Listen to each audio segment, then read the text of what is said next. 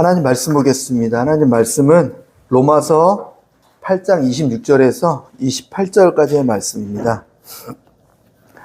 로마서 8장 26절에서 28절까지의 말씀입니다. 한 목소리로 하나님 말씀 읽겠습니다. 이와 같이 성령도 우리의 연약함을 도우시나니 우리는 마땅히 기도할 바를 알지 못하나 오직 성령이 말할 수 없는 탄식으로 우리를 위하여 친히 간구하시느니라. 마음을 살피시는 이가 성령의 생각을 아시나니 이는 성령이 하나님의 뜻대로 성도를 위하여 간구하심이니라. 우리가 알거니와 하나님을 사랑하는 자 곧 그의 뜻대로 부르심을 입은 자들에게는 모든 것이 합력하여 선을 이루느니라. 아멘. 아멘. 잠시 기도하겠습니다. 하나님, 예배 가운데 주님을 온전히 만나고 알아가고 닮아가기를 원합니다. 주님 함께하여 주시옵소서. 특별하게 구별된 시간에 하나님의 말씀을 전하려 하는데 듣는 자도 또 전하는 자도 또 이 자리에 함께 못한 자들도 하나님 은혜 가운데 거할 수 있도록 성령님께서 주장하여 주시옵소서. 예수님의 이름으로 기도합니다. 아멘. 네, 보통은 먼저 그의 나라와 의를 위해 기도하고 시작했는데 오늘 말씀 끝나고 이렇게 하겠습니다. 이렇게 예배는요, 이게 시작을 하나님이 먼저 하셨습니다. 처음 하나님께서 우리를 지으신 다음에 우리와의 교제, 그게 예배였죠.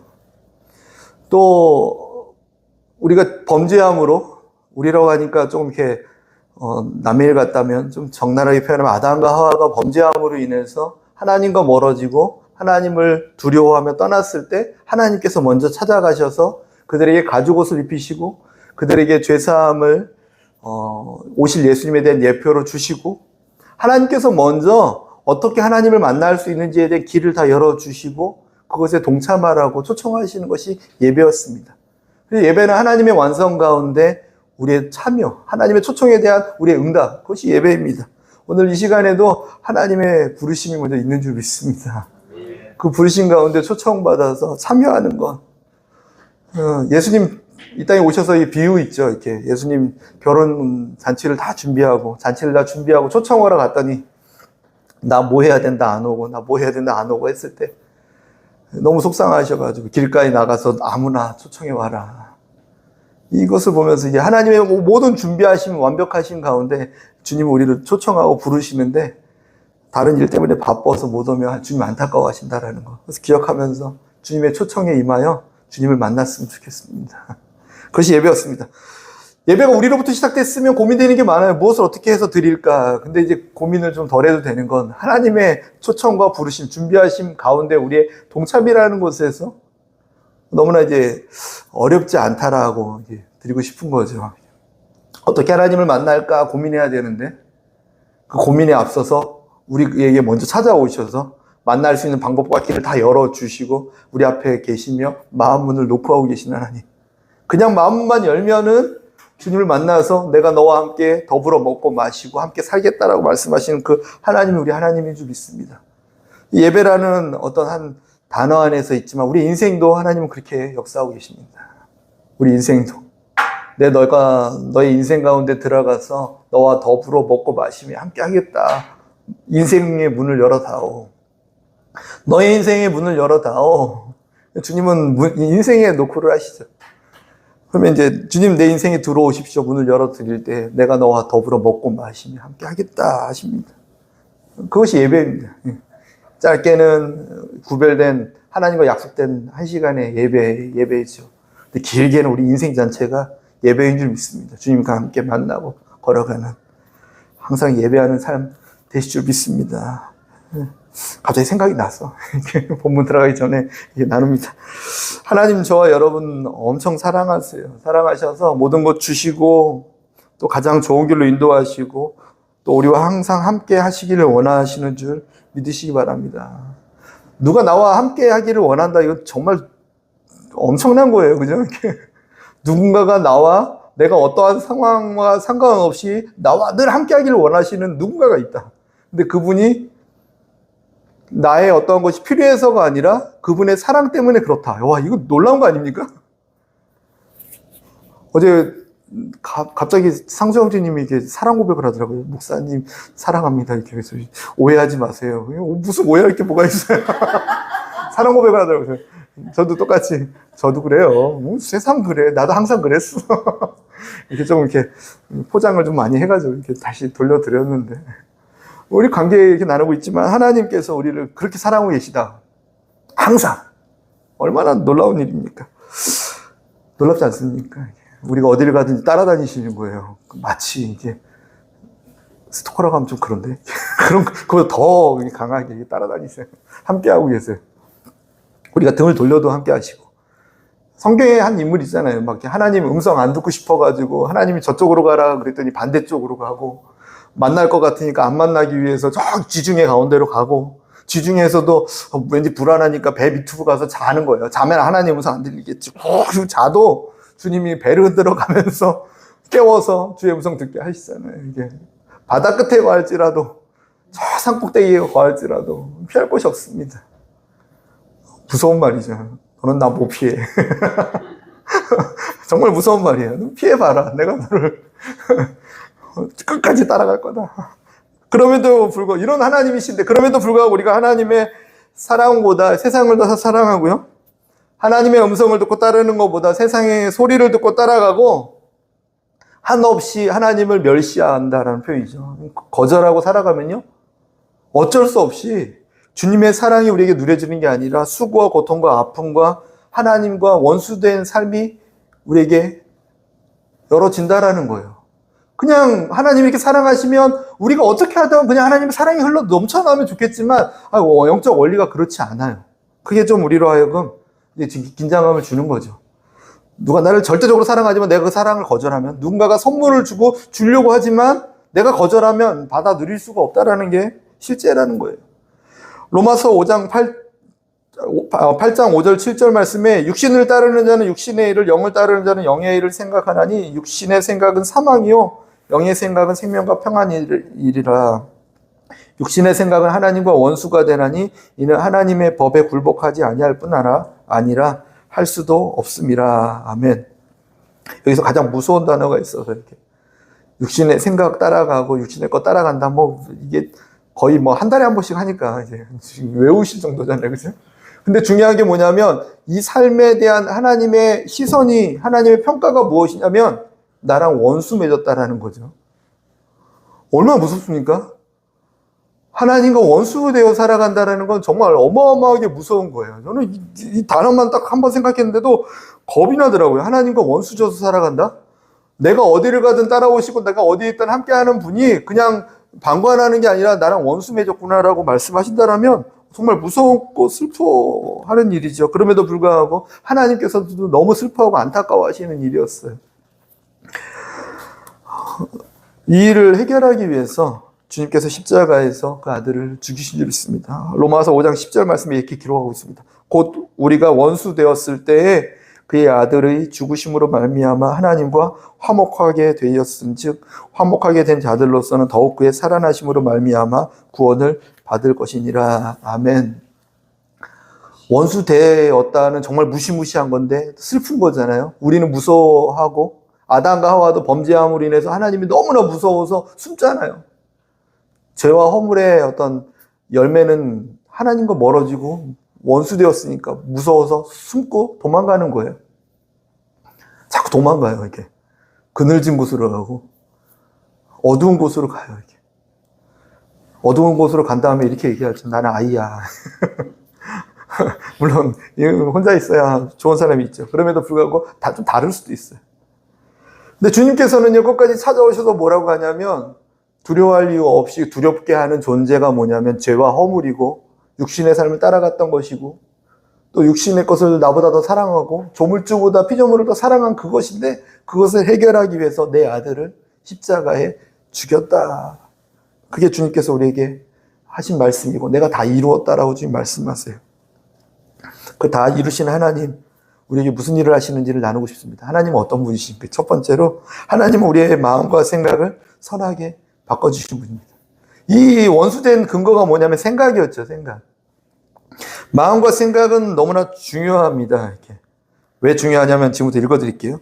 우리의 인생이 마음과 생각에서 만들어지는 것이기 때문에 그렇습니다. 제가 쓴 거지만 그냥 그대로 한번 읽고 싶었어요. 생각이 행동을 만들어내요. 그 사람이 어떤 생각을 하느냐가 행동을 하고, 행동 잘 보면 저 사람이 어떤 생각을 하는지 유추할 수 있어요. 그죠?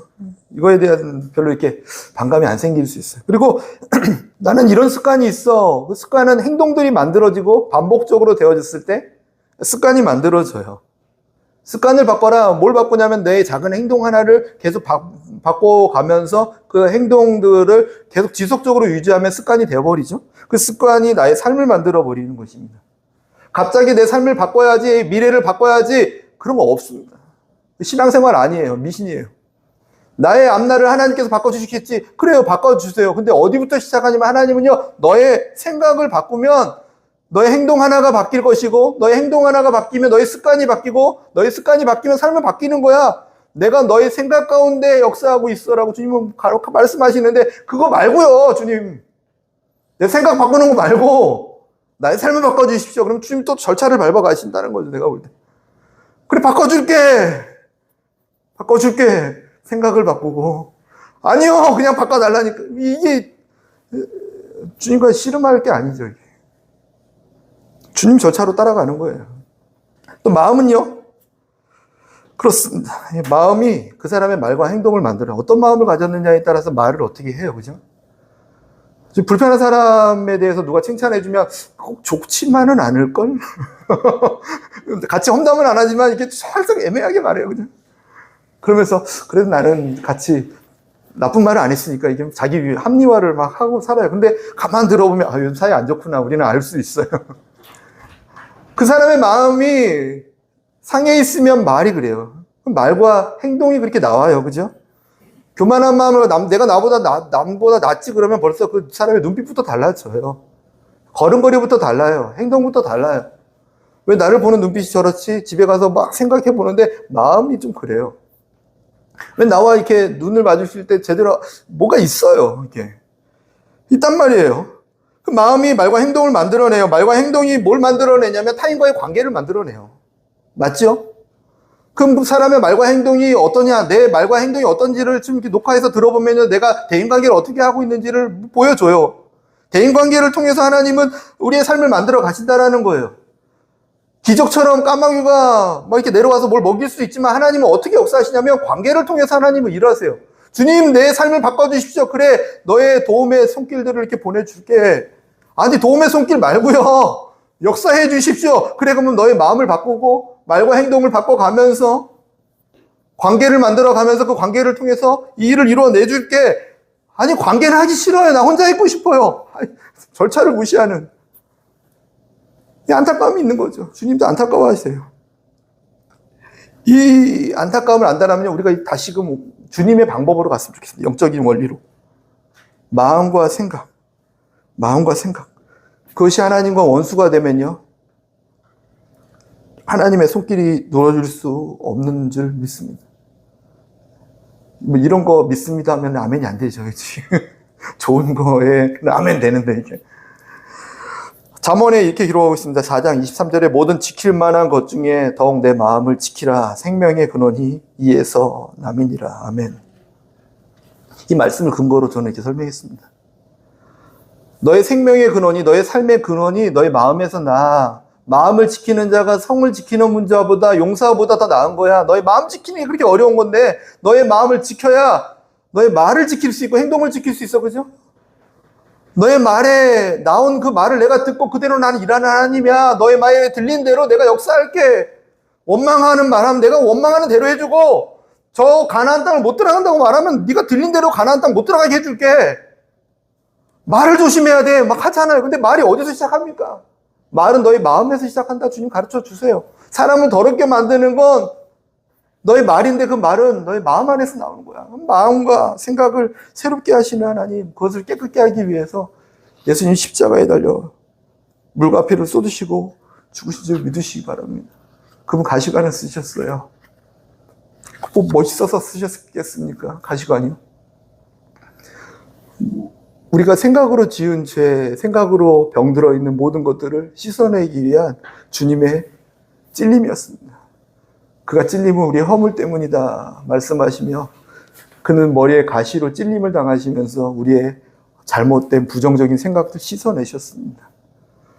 예수님 십자가를 믿는 십자가의 예수님이죠. 예수님의 십자가. 예수님의 십자가. 또 성령님께서 오늘 말씀해 보면 우리의 연약함을 돕고 계신데요. 우리가 마땅히 기도할 바 알지 못한다. 하나님의 마음과 생각이 어떤지 알지 못한다. 그래서 어떻게 기도해야 될지 모른다. 걱정 마요. 걱정 마. 성령님께서 너와 함께하며 하나님의 깊은 것까지 알고 있는 그 하나님께서 하나님의 마음을 너에게 부어주어서 하나님의 생각을 너에게 부어주어서 온전히 기도할 수 있도록 내가 너를 도울게. 너의 연약함은 계속 육신을 따라가지 너의 연약함을 내가 도울게 주님 말씀하세요. 성령님을 믿고 의지하며 십자가에 달려 죽으신 예수님 의지하며 저희들이 늘 새롭게 하시는 마음과 생각을 새롭게 하시는 주님을 믿고 따르시는 그런 삶 되었으면 좋겠습니다. 그럼 삶은 바뀝니다. 이렇게. 뭐 그게 중요하지는 않을 수 있겠지만 주님께서 원하시는 삶이 있거든요. 이 땅을 그냥 살게 하시는 게 아니라 하나님의 형상으로 우리가 살아가길 원하시기 때문에 계속 그 일을 주님 하고 계세요. 주님께서 원하시는 삶이 될 줄 믿습니다. 빌립보서 4장 6절 7절 말씀에 아무것도 염려하지 말고 다만 모든 일이 기도와 간구로 너의 구할 것을 감사함으로 하나님께 아뢰라. 그리하면 모든 지각에 뛰어난 하나님의 평강이 그리스도 예수 안에서 너희 마음과 생각을 지키시리라. 아멘. 아멘. 모든 지각에 뛰어난 하나님의 평강이 너의 마음과 생각을 지키신대요. 너가 지금 염려하고 걱정하는 거 있니? 너가 그것 때문에 생각이 나뉘어 있고 걱정하고 있니? 감사함으로 하나님께 기도해. 간구해. 간구와 기도를 구분했다는 건요, 하나님께 원하는 것을 구하기도 하지만 하나님의 뜻이 무엇인지를 묻고 대화하라는 거죠. 그렇게 하면 무슨 일이 일어나냐면 내가 그거 응답해 줄게, 해결해 줄게가 아니라 너의 모든 상황을 내가 다 알고 있어. 모든 지각에 뛰어난 하나님이야. 나는 너의 마음과 생각을 내가 분명하게 지켜줄게. 거기에서 시작하니까 저와 여러분이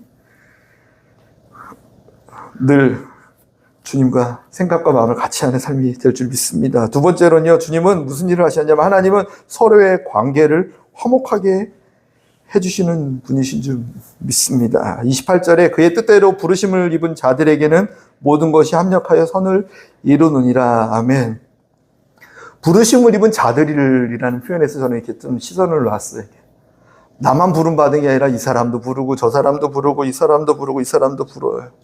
그 다음에 무슨 일이 일어나냐면 내가 머리다 예수님 말씀하시면서 너희는 지체다 하세요. 지체 개념을 만들어냈어요. 교회 가야지가 아니라 내가 교회가 되어지는 거예요. 그죠? 교회는 되어지는 거예요. 이제는 교회 가야지 맞는 말입니다. 근데 교회가 되어지는 거예요, 우리는.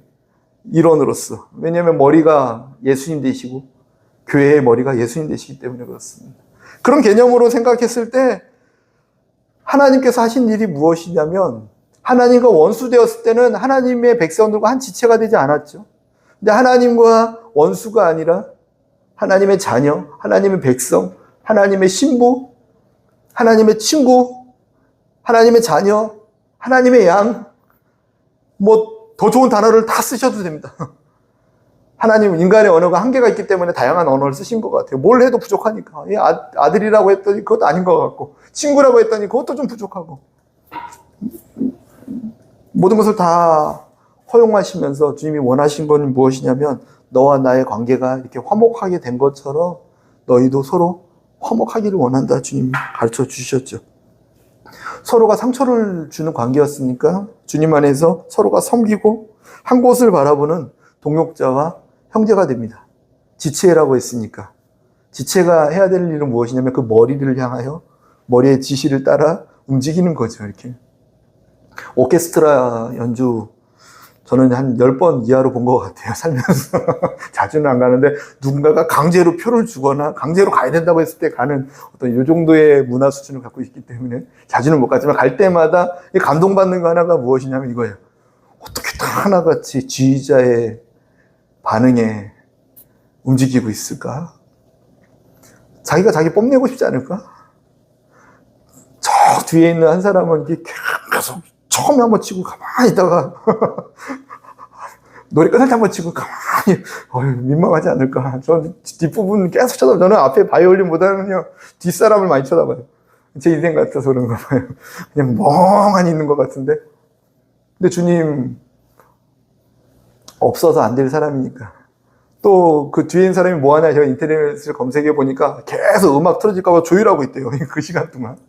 한 번을 치기 위해서 계속 조율하고 있고 계속 지휘자만 보고 있대요. 지휘자 사인만. 우리 인생 아닌가. 주님께서 우리를 다 초청하셨죠. 이렇게. 부름을 받았죠.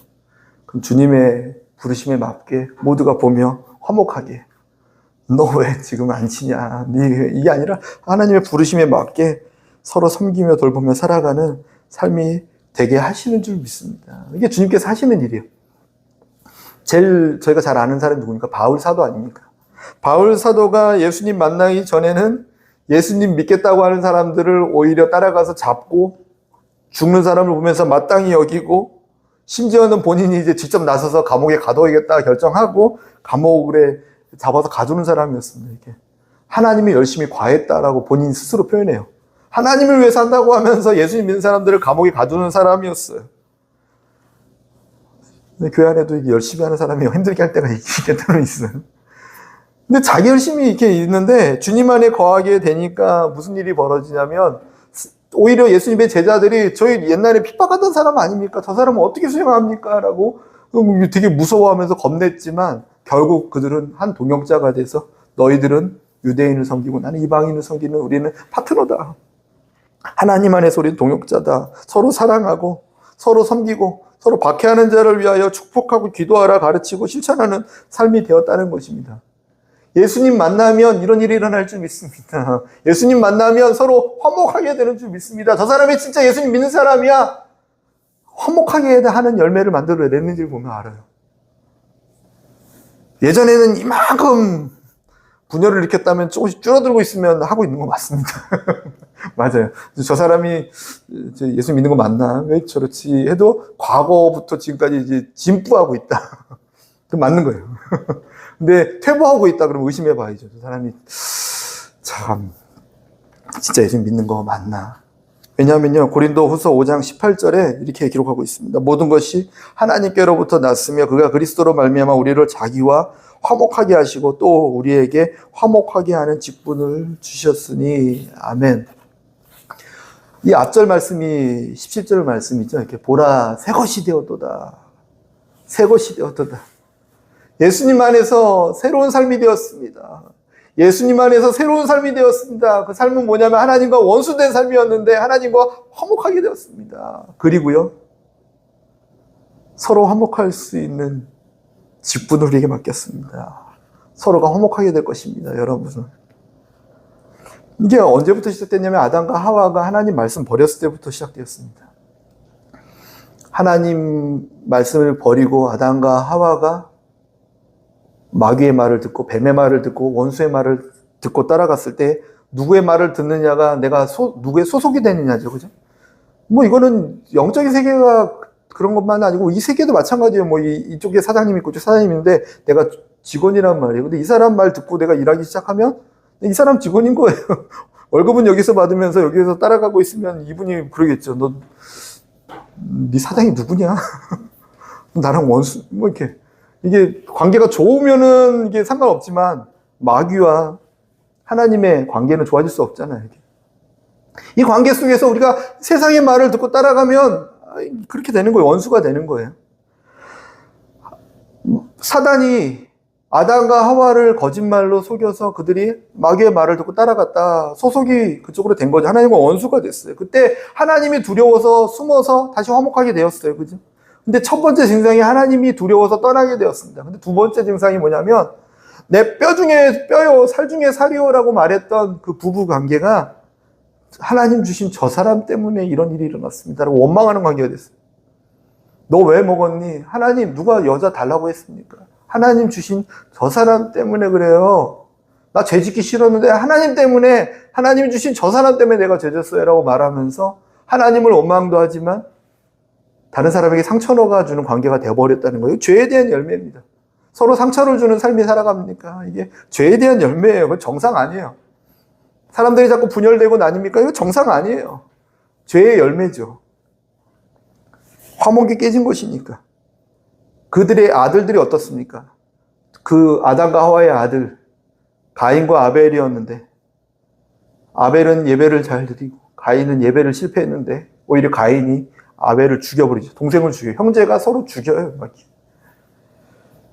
너무 안타까운 일이 왜 일어났습니까? 이 죄와 허물 때문에 그렇습니다. 근데 예수님께서 오셔서 하나님과 우리가 화목되게 한 것처럼 서로가 화목되게 하셨습니다. 부부관계라고 말했지만 신랑과 신부의 관계라지만 지금 우리의 동역자의 관계, 인간과의 관계, 형제와 형제과의 관계, 하나님 화목하게 하신 줄 믿습니다. 진짜 예수님 믿는 사람이라면 그 일이 삶 가운데 늘 맺어질 줄 믿습니다. 하나님 내가 화목하게 하게 도와주십시오. 안 해도요. 주님 믿고 따르고 경외하고 성령님과 동행하면서 살아가면 그 일이 맺혀지는 거죠. 이렇게. 저 사람과 내가 화목하게 되는 거예요. 이렇게. 저 사람과 내가 협력하여 합력을 이루어내는 거예요. 그것이 은혜인 줄 믿습니다. 부모님 입장이 돼서 제일 속상한 건 때로는 이게 누가 더 잘했고 잘못했다가 아니라 서로 싸울 때더라고요. 이게 그러니까 저희 애들 둘이 싸우면요. 얘가 잘했어. 막 가만 들으면은 얘가 좀 더 잘한 것 같고 잘못한 것 같고 막 그래요. 근데 이제 부모 입장에서는 그게 중요하지 않아요. 이렇게. 다 나와! 다 엎드려! 남자애들은 좀 엎드려 뻗쳐를 시켜. 다, 그냥 가만히 말로 하면 또 이게 막 더 큰 소리가 얘들이 나와요. 그러면 옷걸이라도 하나 들고 땅바닥이라도 한번 쳐주면은 이게 좀 이렇게 분쇄가 좀 내서 파핑이 튀면 그때 이제 눈에 오잖아요. 그러면 이제 그때 좀 아빠 말을 또 듣는 각을 잡아요. 그러면 바닥에 한번 떠치시면 바닥에 딱 잡혀요. 그때 하는 얘기가 뭐예요? 네가 잘했어, 잘못했어가 중요한 게 아니라 형제 아니냐? 형제 아니냐? 형제 아니냐? 형제 아니냐? 부모 앞에서 어떻게 싸우냐? 우리 하나님 그러실 것 같아요. 형제 아니냐? 바울 사도도 그랬죠. 형제 아니냐 너네들. 고린도 교회 왜 니네 파가 나냐? 형제 아니냐? 누가 좀 죄 지었니? 아유 형제 아니냐? 돈을 사기치니? 좀 돈 사기 당하면서 품을 수 없겠니? 법정까지 가야겠니? 형제 아니냐? 이게 화목케 하는 은혜 아니겠습니까? 주님께서 그 일을 이루어내실 줄 믿습니다. 주님께서 더 가까이 갈 때 그 일을 완성하실 줄 믿습니다. 세 번째로는요, 하나님께서 우리의 삶을 합력하여 선하게 바꿔주신다고 말씀하셨습니다. 28절에 보니까 하나님을 사랑하는 자, 곧 그의 뜻대로 부르심을 입은 자들에게는 모든 것이 합력하여 선을 이루느니라. 아멘. 이 문장을 딱 보는데, 이 말씀은 제가 대충 한 20년째 외우고 있는 말씀인데, 근데도 오늘은 더 특별하게 얘기해요. 하나님 너무 멋있는 거예요, 이렇게. 생각해 보세요, 이렇게. 나 사랑하는 사람 내가 딱 부르기 시작하면 모든 것을 내가 합력해서 선으로 바꿔버릴게. 내가 선하게 만들어줄게. 제가 뭘 했어도요? 걱정 마. 전능자 아니야. 제가 무슨 일 있었는지 알고요? 걱정 다 알고 있어, 난. 전능자와 전지하신 분께서 하실 수 있는 말이라는 생각이 드는 거예요. 이런 말을 어떻게 할 수 있습니까? 제가 만약 여러분에게 어떤 일이 있어도 내가 다 합력해서 선으로 바꿔드릴게요, 인생을요 하면은 믿겠습니까? 자기 인생도 제대로 못하면서 기도나 해주세요, 목사님. 이렇게 하겠죠, 그죠? 근데 우리 하나님은요, 이렇게 말씀하실 수 있다라는 거예요. 하나님의 자신감이라는 생각이 들어요. 하나님의 자신감. 어떤 모습으로 있었던, 어떤 상황을 살았던 지금 이 시점 이전의 모든 삶에 두려움과 걱정 다 하지 마. 예수님을 믿고 예수님과 동행하는 이 시점에서 나를 사랑하기 때문에 나의 부르심에 임하는 그 시점부터 무슨 일이 일어나냐면 내가 너의 삶을 가장 멋지고 아름답게 선으로 만들어 줄게. 주님 말씀하신다라는 거. 얼마나 멋있습니까? 주님의 자신감, 하나님의 자신감이었습니다. 우리의 삶 가운데서 이 믿음이 있었으면 좋겠습니다. 주님이 새롭게 하신다고? 네. 늦었다고요? 그거야 맞죠. 맞긴 맞아요. 근데 주님이 합력해서 선으로 만들어 주신다니까. 누가 봐도 지금 딱 멋지게 만들어 주신다고. 과거에 이런 죄를 졌습니다. 그를 합력해서 멋지게 만들어 주신다고요. 너가 죄 졌으니까 너가 책임져야 되지 않냐. 누가 그렇습니까? 하나님 그런 말씀 하시질 않는데. 하나님 사랑하는 자들을 어떤 상황 가운데서 선하게 만들어 주신지를 믿으시기 바랍니다. 요셉은요, 형들에게 미움을 받고 노예로 팔려갔습니다. 요셉은요, 노예로 팔려가서 10년 동안 노예로 살다가 억울하게 누명을 쓰고 감옥에 갇혔습니다. 근데 요셉은 하나님을 사랑하고 하나님께 늘 동행하는 사람이었습니다. 그는 나중에 이집트의 총리가 되어 다시 형들을 만나게 돼요. 식량을 구하러 온 형들이었습니다. 요셉이 어디 있는지도 모르고 그냥 저기 곡식이 있는 곳에 식량 구하러 가야겠다고 왔더니 그곳에 총리가 되어 있는 거예요, 요셉이. 본인이 죽이려고 하고 노예로 팔았던 그 요셉이. 10몇 년 뒤에 재회했을 때 요셉의 말이 무엇인지 아십니까? 형들 두려워하지 말라고 하면서 창세기 50장 20절 말씀에 당신들은 나를 해하려 하였으나 하나님은 그것을 선으로 바꾸사 오늘과 같이 많은 백성의 생명을 구원하게 하시려 하셨나니 이렇게 기록하고 있습니다. 당신들은 악한 게 맞아요. 악한 거에 대해서 아니라고 말하진 않아요. 근데 걱정하지 마세요. 당신들이 아무리 악했어도 나와 함께 계신 하나님께서 그것을 선으로 바꾸셔서 지금 이 시대에 이 배고파서 죽어가는 많은 사람들이 구원받을 수 있게 하셨습니다. 아무리 엉망으로 만들어버려도 사람이 아무리 망가뜨리려고 해도 하나님과 동행하고 하나님과 함께하고 하나님의 부르심을 입은 자들 하나님께서 선하게 만드십니다. 아멘. 우리의 가정 환경이 아무리 어렵고 무엇이 아무리 힘들고 하더라도 주님께서 나를 부르시고 내가 하나님을 사랑하고 하나님과 동행할 때 주님께서 가장 멋지고 아름답게 가장 나답게 만들어내십니다. 이 말씀 앞에서 우리는 무엇도 변명할 이유가 없는 거예요. 무엇을 변명하겠습니까? 왜 나를 이 한국 땅에 태어나겠습니까? 왜 나를 이렇게 키가 170도 안 되게 낳아줬습니까? 왜 말할 필요가 없다라는 거예요. 그래서 합력하여 가장 선하게 해주시니까, 그죠? 제가 결혼 전까지 170이라고 했다가 키 쟀는데 169.7인 거예요. 걸려가지고. 그래도 하나님은 이것을 선하게 만들어 주세요. 심지어는 선하게 안 되고 이런 상황이 벌어질지라도 인도네시아로 보내줘서 평균 키가 갑자기 확 넘어가게 만들어 주시기도 하고. 키 크십니다. 그치요, 크죠. 이 얘기를 듣게 하세요. 피부가 너무 검어해서 뭐 어떻게 하얗게 만들까 막 고민하면서 한국에서 살았는데 인도네시아 갔더니 제가 하얀 거예요. 이렇게도 만들어 주시는 분이에요. 내가 안 바뀌면 환경을 바꾸시더라도 하나님은 그것이 가장 너의 삶 가운데 가장 선하고 아름답게 만들어 주시는 하나님, 그 하나님을 찬양하고 그 하나님께 감사할 수 있도록 우리에게 만들어 주세요. 왜냐하면 우리를 지으신 이유가 우리로 하여금 찬송하게 하기 위해 지으셨기 때문에. 그래서 우리의 삶 가운데 그 어떠한 것도 원망과 불평이 필요한 것이 아니에요. 그 어떠한 것도 내가 이때 이랬으면 이랬을 것이다 하면서 그것을 보며 안타까워하거나 원망하지 마십시오. 오히려 그 시간에 주님을 바라보면서 하나님께 더 가까이 나아가는 저와 여러분, 예수님의 십자가의 은혜를 기억하면서 예수님께서 나를 새롭게 하셨다. 그 십자가에 흘린 보혈의 피가 나로 하여금 새 생명을 주셨다. 그것을 믿고 나아가면서 나의 연약함을 다시금 또 죄 가운데 가지 않도록 성령 하나님께서 나와 함께 하신다. 하나님이 함께 하신다고요, 하나님이. 뭐가 아쉽다고요, 주님이. 생각해 보세요. 뭐가 아쉬워요, 하나님이. 근데 우리를 지키고 보호하기 위해서 우리와 함께 하신다고 말씀하셨습니다. 그 하나님과 늘 동행하는 저와 여러분이었으면 좋겠습니다. 좋지 않습니까? 하나님과 동행하는 거. 저 모든 성도님들이 그게 꿈이었으면 좋겠어요. 이렇게 하나님과 내가 제일 친해. 내가 제일 친해. 다른 건 안 싸워도 돼요.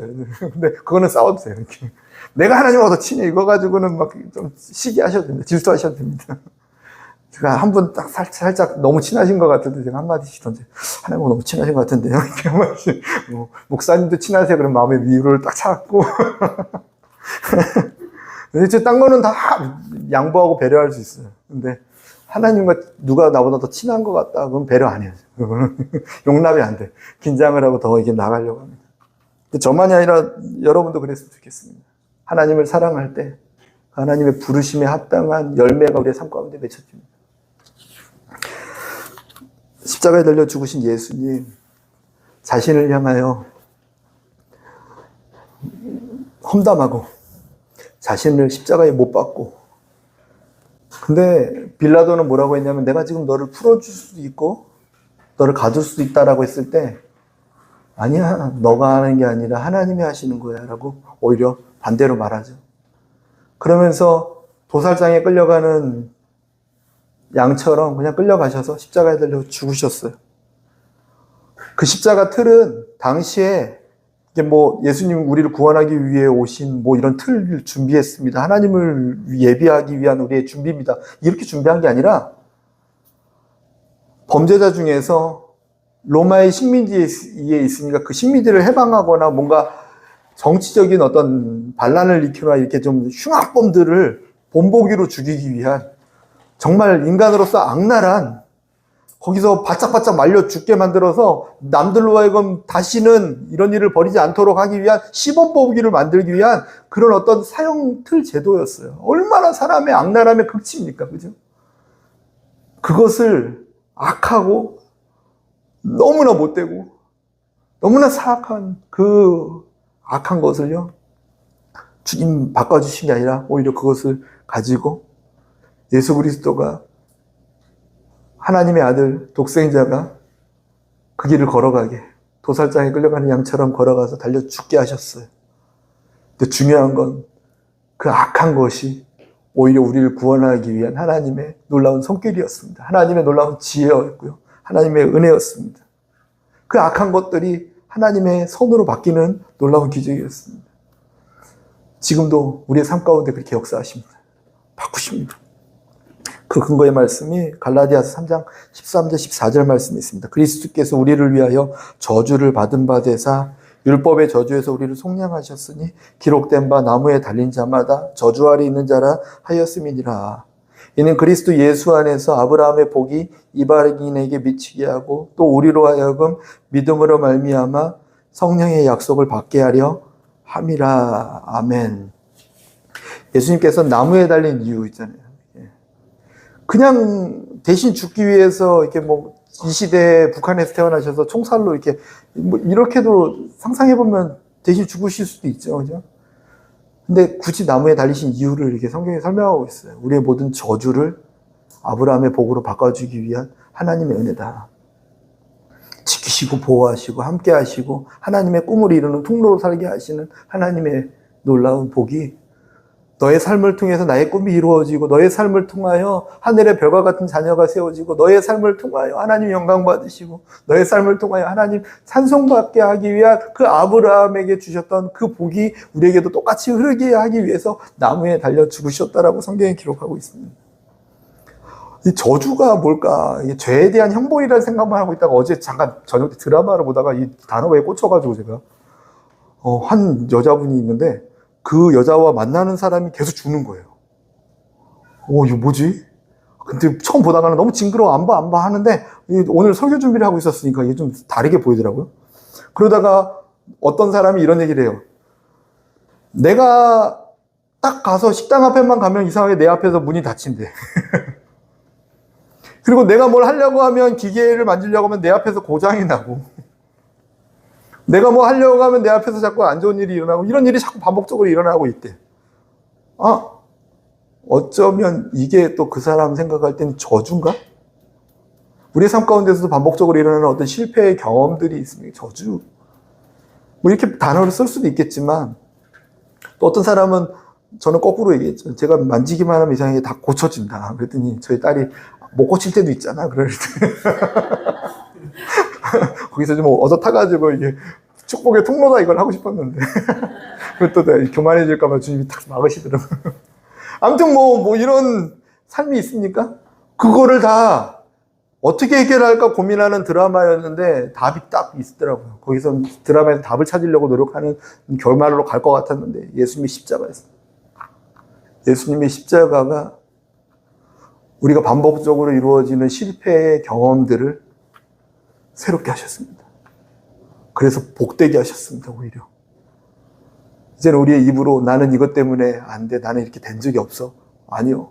끝났습니다. 이제는 우리의 모든 삶이 하나님의 복의 통로가 될 줄 믿습니다. 저 사람이 전도할 때마다 전도가 잘 되네. 저 사람이 말 한마디 할 때마다 상처가 되는 게 아니라 오히려 위로하고 살려주고 화합이 일어나네. 이런 놀라운 하나님의 기적의 통로가 될 줄 믿습니다. 이전 것은 지나갔습니다. 주님 안에 거하는 저와 여러분, 하나님께서 우리의 마음과 생각을 새롭게 하십니다. 날마다 새롭게 하시기 위해서 십자가를 바라보라고 하세요. 십자가 바라보면서 천국 가야지, 나중에 천국 가야지 이거 생각하십니까? 그럼 지금 가시면 되면. 근데 그거 아니에요, 그죠? 이 땅을 살아가는 내내 우리의 마음과 생각을 새롭게 하기 위해서 피 흘리신 예수님을 바라보면서 또 우리의 연약함을 돕기 위해서 우리 안에 거하시는 성령님을 믿고 의지하라고 주님께서 가르쳐 주신 줄 믿습니다. 그리고 더 나아가서 이웃과 서로 관계를 화목하게 하신 하나님, 그 하나님 바라보면서 관계가 깨어지고 불편할 때마다 주님의 십자가를 바라보면서 하나는 새로 하나님과 우리의 관계를 화목하게 하셨지, 또 하나는 팔과 팔, 하나 가로로 서로를 화목하게 하기 위한 하나님의 십자가였지. 그 십자가의 은혜로 나의 마음과 삶을 새롭게 하신 것처럼 관계를 새롭게 하여 주시옵소서. 우리 가정을 새롭게 하여 주십시오. 내가 만나는 모든 사람을 새롭게 하여 주십시오. 주님 도와주십시오. 우리의 기도 제목이 되지 않겠습니까? 그리고 우리의 모든 삶을 합력하여 선하게 만들어주시는 그 하나님의 은혜를 기억하며 늘 성령님과 함께 동행하는 그 일을 위해서 우리와 함께 하신다는 거예요. 이렇게 좀 더 이 땅에서 뭐 넓은 평수 살고 뭐 이거 그것도 또 주님이 싫어하진 않으시겠지만 그것 때문에 우리와 함께 계시는 게 아니라 우리 안에서 우리의 연약함을 도우시면서 예수님의 하신 일을 증거하시는 성령님, 내가 늘 너에게 함께 있어서 진리 가운데로 인도하신다. 주님 약속하셨잖아요. 그리고 우리가 무엇을 기도해야 될지 모른다. 우리의 입술과 우리의 삶이 다 기도거든요. 하나님께 드려지는 찬양과 기도거든요. 그것을 주님께서 친히 가르쳐 주신다. 가르쳐 주시고 우리의 삶 가운데 일어나는 모든 일을 합력해 선으로 만들어 주실 줄 믿습니다. 그것을 기억하면서 살아냈으면 좋겠습니다. 말씀 생각하면서 같이 통성으로 기도하겠습니다. 그리고 기도하실 때 전 세계 곳곳에 전쟁 가운데 있는 나라들이 있습니까? 하나님 붙들어 주십시오. 또 우리 옆에 있는 북한, 하나님 붙들어 주십시오. 또 미국의 정치도 하나님, 경제도 전 세계를 오히려 구원의 통로로 이끌 수 있는 지혜로운 정치가 있게 도와주십시오. 우리 나라도 하나님 붙들어 주십시오. 끝까지 복음 전하는 제사장 국가로 온전히 서게 도와주십시오. 우리 이렇게 같이 우리가 보고 있는 그 세상을 위해서도 기도하겠습니다. 기도하겠습니다. 주여